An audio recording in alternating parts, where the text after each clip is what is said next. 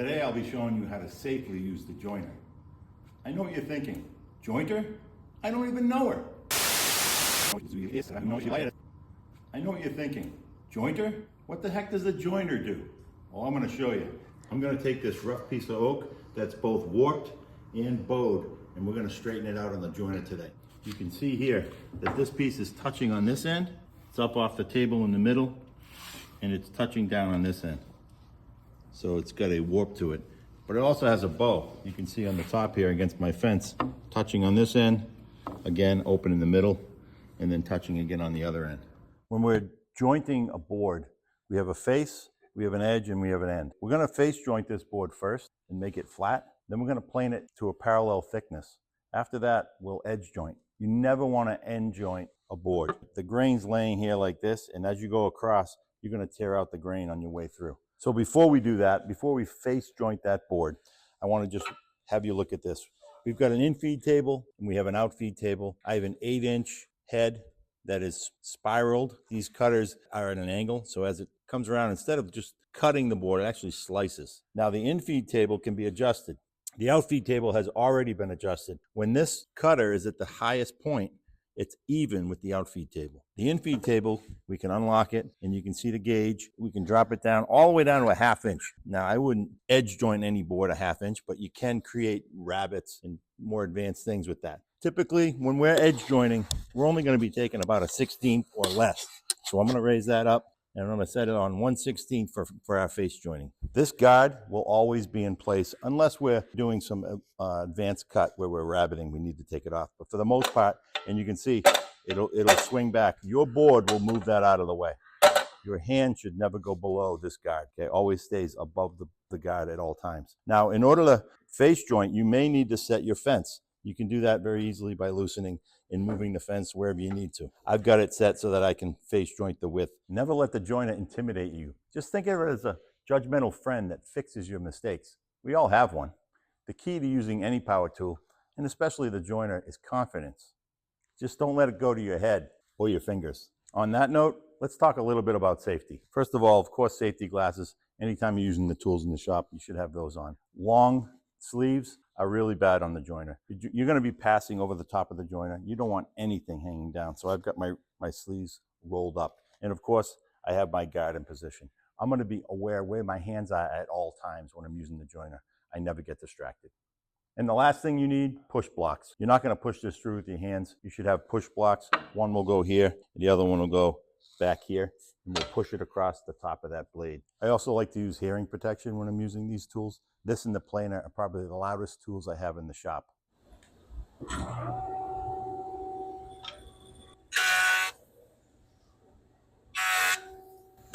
One thing I like to do while I'm planing is I like to listen, but you're gonna hear it hit at the beginning and hit at the end until you're flat.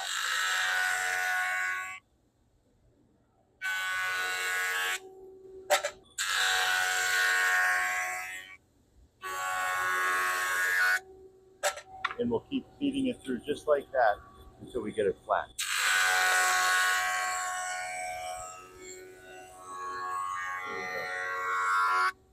There we go. Now I've got one flat side. Before we plane it, I just wanted to show you how the jointer flattened that side, so now there's no more warp. Now we're gonna take it to the planer and we'll plane the other side parallel to that.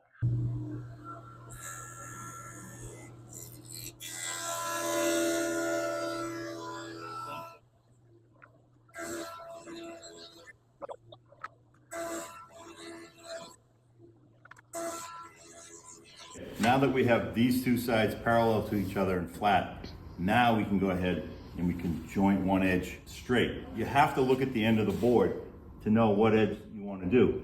This top edge is bowed this way, which means the bottom edge is also bowed that way. If you set it down on the table here, you'll notice the same thing we showed before. It's hitting here, it's not hitting in the middle, and it's hitting there. Now that's the way that you want to push that through. It's going to hit here and hit there the first pass, and then it's gonna hit a little bit further in the second pass until you get all the way across. You're gonna listen with your ears so you can hear what's going on. You'll hear it hit, and then not hit, and then hit. Once it hits the whole way, you know you have one side straight. Once you have one side straight, we're gonna take it to the table saw, and we're gonna put that straight edge against the fence And we're gonna rip that other side straight, take the bow out of it, and then we'll have a squared up board. And remember folks, we're not just here to smooth wood, we're here to smooth out our lives. Now I want to show you how you're going to hold your hands and keep this board tight to the fence. That's your main objective here. So the way I do it is I hook my thumb on the top, I put my fingers here on the side, not too far down obviously. I don't want my hand to go down below the top of this red guard. So in this case, I'm going to pull, make sure that I am tight. I can feel it when it's like this.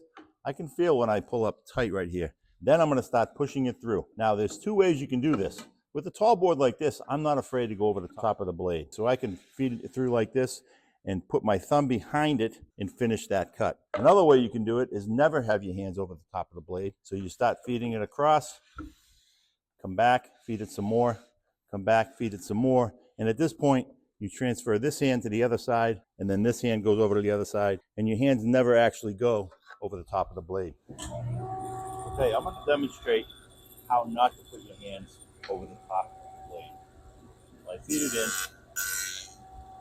bring my hand back, and at this point I'm going to transfer over, and I'm going to transfer the second hand over.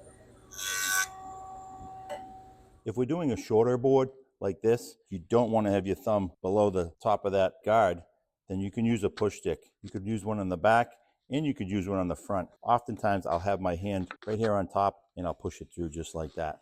Oftentimes students ask, should I just joint both edges so that they're both nice and smooth? And you don't want to do that. Once you've got this edge straight, you really need to straighten this on the table saw in most cases. Especially in this case, this board had quite a bow to it, and it had a bow on both edges. We're going to take the bow out by running this tightly to the fence on the table saw, and we're going to make it parallel now.